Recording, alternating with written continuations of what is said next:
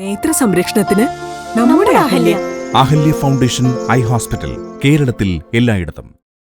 കുട്ടമ്പുഴയിലെ ഏറ്റവും വിദൂര ആദിവാസി ഉന്നതിയായ ഉറിയംപെട്ടിയിലും തെരഞ്ഞെടുപ്പ് പ്രചരണം സജീവം. വനത്തിലൂടെ 4 മണിക്കൂറിലേറെ യാത്ര ചെയ്ത് വേണം ഉന്നതിയിൽ എത്തിച്ചേരാൻ.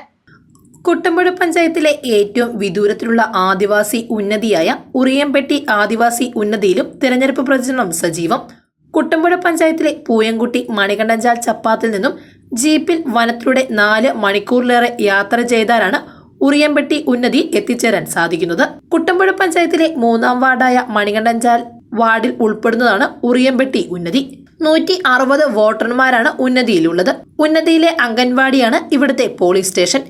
LDF സ്ഥാനാർത്ഥികളുടെ തെരഞ്ഞെടുപ്പ് പ്രചരണാർത്ഥം ഉറിയംപെട്ടി ഉന്നതിയിൽ ഊരുകൂട്ടം സംഘടിപ്പിച്ചു. ആന്റണി ജോൺ MLA ഊരുകൂട്ടം ഉദ്ഘാടനം ചെയ്തു. ചില ആളുകളെങ്കിലും ചോദിച്ചു എന്നോട്, ആദിവാസിക്ക് എന്തിനാണ് ഇത്ര നല്ല റോഡ്? മനസ്സിലായില്ല. ഒരു പഞ്ചായത്ത് റോഡിന്റെ നിലവാരം പോലും ഇല്ലാതിരുന്ന ആ റോഡാണ് കിഫ്ബി സാമ്പത്തിക സഹായം ഉപയോഗിച്ചുകൊണ്ടാണ് 24 കോടി രൂപ ഉപയോഗിച്ചുകൊണ്ടാണ് ദേശീയപാതയുടെ നിലവാരത്തിലേക്ക് നമ്മൾ മാറ്റിയിട്ടുള്ളത്. അപ്പോൾ ഞാൻ പറഞ്ഞു, ഇപ്പോൾ കുടിയിലേക്ക് നേരെ കയറി വരുന്ന റോഡല്ല എങ്കിൽ കൂടി നിങ്ങളടക്കം യാത്രക്കായി ഉപയോഗിക്കുന്ന പ്രധാന പാതയാണ്. ഇപ്പോൾ 2ാം ഗവൺമെൻറ്, നമുക്കറിയാം, കേരളത്തിൻ്റെ പതിവ് തെരഞ്ഞെടുപ്പ് ചരിത്രം തിരുത്തിക്കൊണ്ടാണ് 2021 ഭരിച്ചുകൊണ്ടിരുന്ന മുന്നണിക്ക് ഭരണം തുടരാനുള്ള അവസരം ജനങ്ങൾ നൽകിയത്. ആ ഭരണ തുടർച്ച ഉണ്ടായതുകൊണ്ടാണ് ഇത്രയേറെ കാര്യങ്ങൾ നമുക്ക് നാട്ടിൽ ചെയ്യാൻ വേണ്ടി സാധിച്ചത്.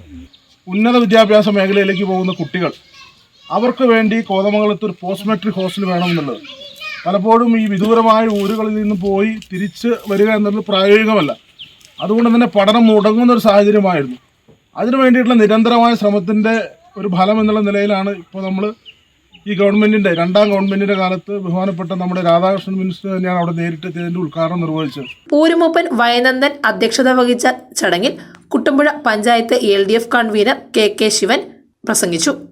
വാർഡ് സ്ഥാനാർത്ഥി നിസാർ MB, ബ്ലോക്ക് പഞ്ചായത്ത് സ്ഥാനാർത്ഥി ശാന്തമ്മ പയസ്, ജില്ലാ പഞ്ചായത്ത് സ്ഥാനാർത്ഥി ഏഞ്ചൽ മേരി ജോബി എന്നിവർ വോട്ട് അഭ്യർത്ഥിച്ച് സംസാരിച്ചു. News desk, Muvattupuzha news.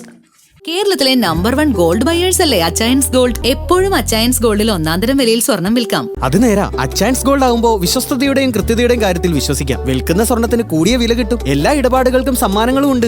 Achayans gold, 20 വർഷത്തെ പാരമ്പര്യം, 26 ഷോറൂമുകൾ. കോൾ 8590046916.